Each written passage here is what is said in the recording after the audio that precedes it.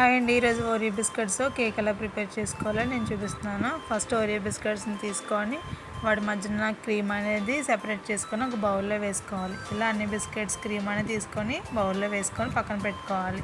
తర్వాత ఓరియో బిస్కెట్స్ని చిన్న చిన్న పీసెస్గా కట్ చేసుకొని మిక్సింగ్ జార్లో వేసుకొని మిక్సీ పట్టుకొని పౌడర్ చేసుకోవాలి.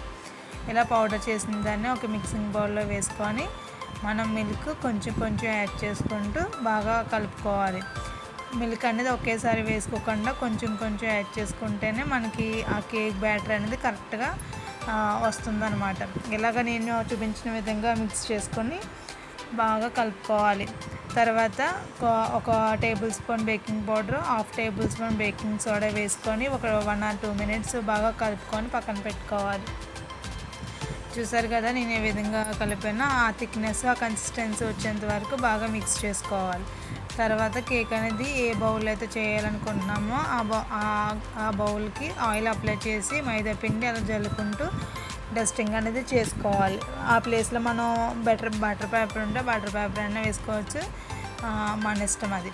తర్వాత ఇలాగ ఆ గిన్నె అనేది మనం రెడీ చేసుకున్న తర్వాత కేక్ బ్యాటర్ అనేది వేసుకొని బాగా కలుపుకొని ఎలాంటి ఎయిర్ బబుల్స్ లేకుండా చూసుకొని బాగా కలుపుకోవాలి. తర్వాత స్టవ్ ఆన్ చేసుకొని ఒక పెద్ద గిన్నె పెట్టుకొని ఒక 5 minutes హీట్ చేసుకున్న తర్వాత కేక్ బ్యాటర్కి బౌల్ కూడా పెట్టేసుకొని ఒక 30 to 40 minutes బాగా కేక్ అనేది బేక్ చేసుకోవాలి.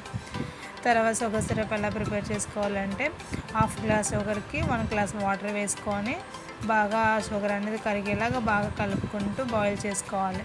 ఇలాగా మరిగిన తర్వాత ఒక థిక్నెస్ వస్తుంది షుగర్ సిరప్ అనేది. ఆ థిక్నెస్ వచ్చిన తర్వాత రెడీ అవుతుంది. తర్వాత కేక్ అనేది బేక్ అయిందా లేదా చూసుకోవడానికి ఒక టూత్పిక్ కానీ లేకపోతే నైఫ్ కానీ ఇలా గుచ్చుకుంటే దానికి ఎలాంటి కేక్ బ్యాటర్ అనేది అంటుకోకపోతే కేక్ అనేది పర్ఫెక్ట్గా బేక్ అయినట్టు. తర్వాత ఒక 10 to 15 minutes కేక్ అనేది అలా చల్లారి పెట్టుకుంటే మనకి ఈజీగా డిమోల్డ్ అయిపోతుంది అనమాట.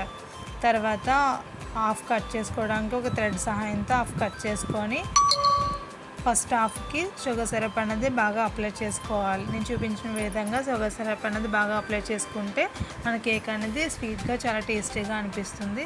ఇలా ఫస్ట్ లేయర్కి అప్లై చేసిన తర్వాత దానిపైన సెకండ్ లేయర్ అనేది వేసుకొని సెకండ్ లేయర్ పైన కూడా షుగర్ సిరప్ అనేది బాగా అప్లై చేసుకోవాలి. ఇలా నేను చూపించిన విధంగా అప్లై చేసిన తర్వాత చాక్లెట్ గనాచ్ అనేది డెకరేషన్ లాగా మనం ఆ కేక్ అనేది బాగా డెకరేట్ చేసుకుంటే కేక్ చాలా అంటే చాలా టేస్టీగా ఉంటుంది.